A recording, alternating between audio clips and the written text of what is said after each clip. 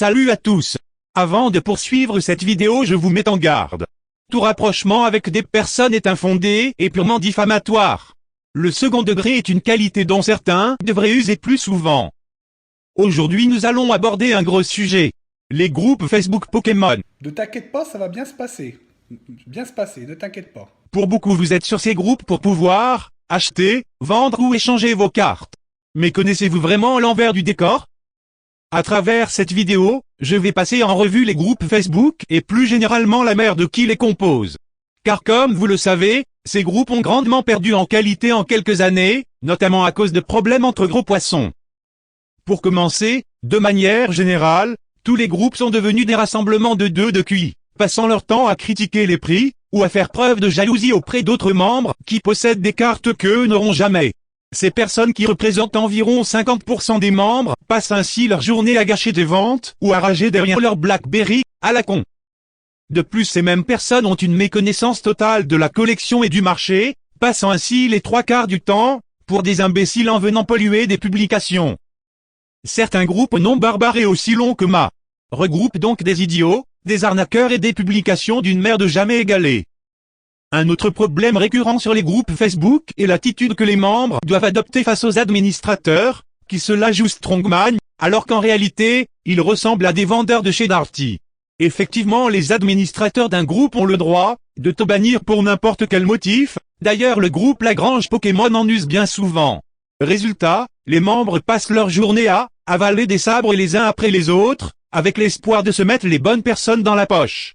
Ainsi les membres doivent sucer les bonnes choupa choups, dépenser leur argent et surtout le plus important, ne jamais protester sous peine d'être bannis. Cependant tous les membres ne sont pas traités de la même manière, et certains ont de nombreux passe-droits. Pour finir cette analyse générale, n'oublions pas que ces groupes sont habités par une majorité de gens qui ne pensent qu'à se faire de l'argent en vendant facilement et sans frais, ou bien afin de faire des très bonnes affaires. Pour rentrer dans le détail, je vais passer en revue les trois groupes les plus connus que sont Lagrange Pokémon, les fous de cartes Pokémon et Bavardage Pokémon. Mais je pense que tu pensais pas que j'allais dire ces choses-là. Tu pensais que ce serait tabou. Mais non, c'est pas tabou, c'est pas tabou. Aujourd'hui le groupe le plus qualitatif est les fous de cartes Pokémon, mais ce groupe a aussi un lourd passif ainsi que de nombreux dramas à son actif. Ce groupe étant le meilleur ennemi de Lagrange Pokémon, de nombreux posts malveillants et inconvenants y ont été publiés.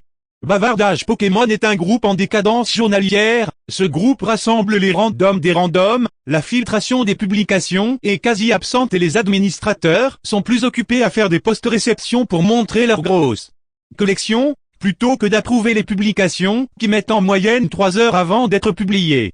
En revanche ce groupe est le repère de stars tels que Little Flo, ou bien l'illustre chasseur au trésor et DJ à 16 heures perdues. Enfin Lagrange Pokémon doit être le groupe qui a fait couler le plus d'encre.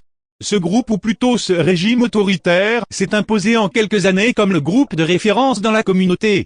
Toutefois ce groupe administré par les trois mousquetaires que sont Athos, Porthos et Aramis est aujourd'hui devenu haï par une très grande partie des collectionneurs. Pour cause, le groupe a plus de membres bannis que de membres actifs, et la plupart de ces bans sont infondés et reposent sur des différends personnels entre un administrateur et un membre. La principale qualité de ce groupe est aussi son plus gros défaut, à savoir la présence des trois mousquetaires. En effet, bon nombre de personnes sont sur ce groupe car ces trois chevaliers des temps modernes proposent des items très intéressants et bien souvent à très bon prix.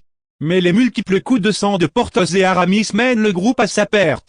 Toutefois arrivé à 60 ans, il faudrait songer à se ménager et à prendre en maturité. Collectionner les cartes Pokémon ne dispense personne de grandir. Enfin très récemment 2 administrateurs, pourtant très actifs ont quitté le navire, soi-disant volontairement. Mais c'est faux, mon hypothèse est que ces 2 personnes ne supportaient plus de vivre en Corée du Nord et qu'ils ont été remerciés pour leur service. Lors d'une prochaine vidéo j'énoncerai les points positifs de ce groupe, car contrairement à ce que disent tous les haters, il y en a. Rebondissement de dernière minute, il semblerait qu'Aramis ait quitté l'administration de Lagrange. Sniff. Pour conclure cette vidéo, je vais aborder les points positifs des groupes Facebook, car il y en a malgré tout. Ce sont des lieux de rencontre incroyables, on apprend énormément de choses et ils nous permettent de vendre et acheter très facilement.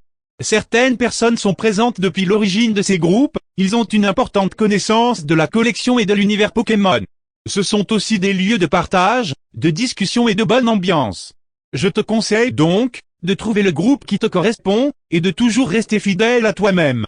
Pas la peine d'être sur certains groupes où tu dois avaler des sabres toute la journée pour exister. Cette vidéo est maintenant terminée. Pense à mettre un pouce bleu ou tu peux aussi mettre un gros pouce rouge, car tu as mal à la gorge ou que tu n'as pas d'humour. Merci d'avoir visionné jusqu'au bout. Et pour plus de carabistouilles, tu peux t'abonner et me laisser un commentaire, ou bien tu peux me rejoindre sur Instagram. Le lien est en description. Sur ce, je retourne déboîter mes cartes, PC à 7, pour les renvoyer et espérer un 9, car l'erreur est humaine.